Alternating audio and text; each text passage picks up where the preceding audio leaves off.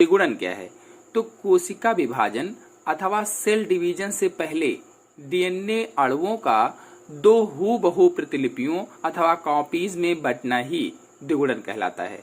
तो इस परिभाषा का अर्थ हुआ कि जब सेल डिवीजन अथवा कोशिका विभाजन होना होता है तो एक डीएनए अणु से दो डीएनए अणुओं का निर्माण होता है और जो दो डीएनए अणु बनते हैं ये मात्र डीएनए जैसे ही होते हैं, यानी जिनसे बनते हैं बिल्कुल उसी तरीके के होते हैं।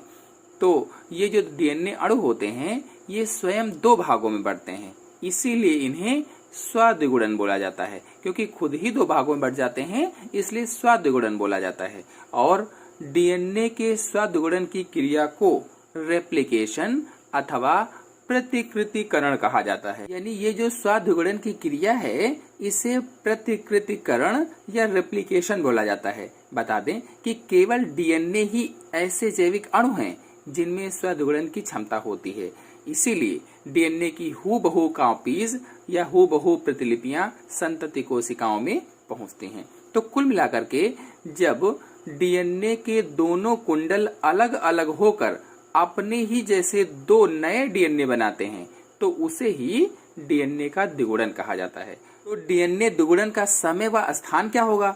कोशिका चक्र की इंटरफेज प्रावस्था के एस फेज में डीएनए का द्विगुणन होता है। कोशिका चक्र की इंटरफेज प्रावस्था में एस फेज में डीएनए का द्विगुणन होता है। इस समय कोशिका के गुणसूत्र न्यूक्लियोप्रोटीन्स तंतु के रूप में होते हैं। उस समय यानी कैसा होता है, जो गुणसूत्र होते हैं कोशिका के अंदर वो न्यूक्लियोप्रोटीन्स तंतु के रूप में पाए जाते हैं, धागे जैसे होते हैं। डीएनए द्विगुणन केंद्र के अंदर होता है, मतलब जो सेल साइकिल के इंटरफेज स्टेप होते हैं उसमें डीएनए का रेप्लिकेशन होता है। और कहाँ? तो कोशिका के केंद्रक में होता है। हमने पिछले वीडियो में आप लोगों को बताया था कि डीएनए दो पॉलीन्यूक्लियोटाइड चेन का बना होता है। प्रत्येक चेन में 4 नाइट्रोजन बेसेस जुड़े होते हैं, एडेनिन, ग्वानिन, साइटोसिन और थाइमिन, जिसमें से एडेनिन हमेशा थाइमिन के साथ जुड़ा होता है और ग्वानिन हमेशा साइटोसिन के साथ जुड़ा होता है। एडेनिन और थाइमिन के बीच में 2 हाइड्रोजन बांड होते हैं, अर्थात एडेनिन थाइमिन से डबल हाइड्रोजन बांड से जुड़ता है और ग्वानिन साइटोसिन से ट्रिपल बांड के द्वारा जुड़ा होता है। यानी ग्वानिन और साइटोसिन के बीच में ट्रिपल हाइड्रोजन बांड होते हैं, ये हमेशा होता है। प्रत्येक चेन या श्रृंखला के 2 सिरे होते हैं। प्रत्येक चेन के या प्रत्येक श्रृंखला के 2 सिरे होते हैं, 5 प्राइम एंड और 3 प्राइम एंड। इसी तरह से दूसरी के देखा जाए तो 3 प्राइम एंड और 5 प्राइम एंड। जब डीएनए द्विगुणन होता है अथवा रेप्लिकेशन होता है तो ये दोनों चेन अलग अलग हो जाती हैं और इनको अलग अलग करने का कार्य हेलिकेज एंजाइम करता है। हेलिकेज एंजाइम इनको अलग अलग करता है, यानी दोनों डीएनए स्ट्रैंड को हेलिकेज एंजाइम सेपरेट करता है, अलग अलग करता है। अब जब ये हेलिकेज एंजाइम इधर से अलग अलग कर रहा होता है तो इस साइड यानी दूसरी साइड में डीएनए में टेंशन बढ़ जाती है। जैसे हम किसी रस्सी को खोलें तो दूसरी तरफ ज्यादा ऐंठन आ जाती है, टेंशन बढ़ जाती है, तो इस टेंशन को दूर करता है टोपो आइसोमरेज एंजाइम। इस टेंशन को कौन दूर करेगा? टोपो आइसोमरेज एंजाइम दूर करता है। अब अलग अलग हुए दोनों टेम्पलेट्स एक नए डीएनए के निर्माण के लिए तैयार होने लगते हैं। जो अलग अलग दोनों टेम्पलेट बन गए हैं अब ये एक नए डीएनए निर्माण के लिए तैयार होने लगते हैं। इस प्रक्रिया को प्राइमेज एंजाइम शुरू करता है। अब ये प्रक्रिया बनाने का कार्य कौन करेगा?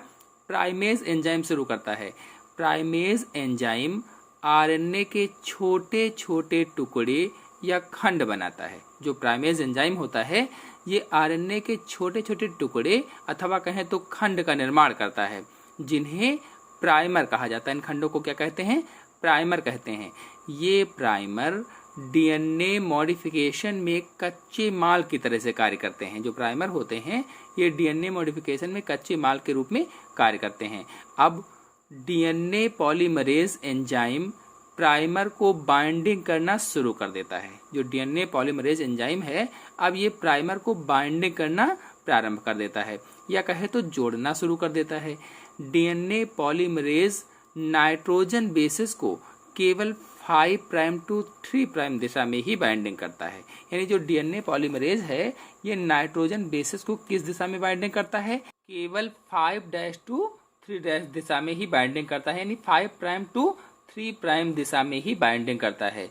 इसे लीडिंग स्ट्रैंड कहा जाता है। लीडिंग स्ट्रैंड जो कि डीएनए प्राइमर के बाइंडिंग से निरंतर बनता रहता है। जो डीएनए प्राइमर होता है इसके बाइंडिंग से निरंतर लगातार बनता रहता है, जबकि दूसरा स्ट्रैंड लैगिंग स्ट्रैंड कहलाता है। जो दूसरा स्ट्रैंड है इसे लैगिंग स्ट्रैंड कहते हैं, जो कि निरंतर अथवा लगातार नहीं बनता है।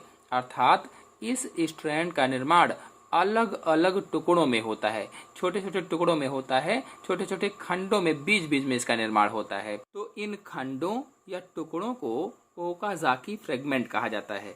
इसके बाद polymerase enzyme 5 prime to 3 prime दिशा में डीएनए बेसिस को जोड़ता जाता है। यह प्रक्रिया लगातार चलती रहती है।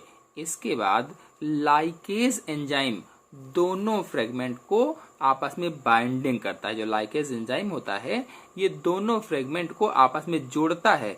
इस तरह से 2 नए डीएनए मॉलिक्यूल बन जाते हैं। यानी इस तरह से एक डीएनए से 2 नए डीएनए बन जाते हैं, या उनका रिप्लिकेशन हो जाता है, या डीएनए का द्विगुणन हो जाता है।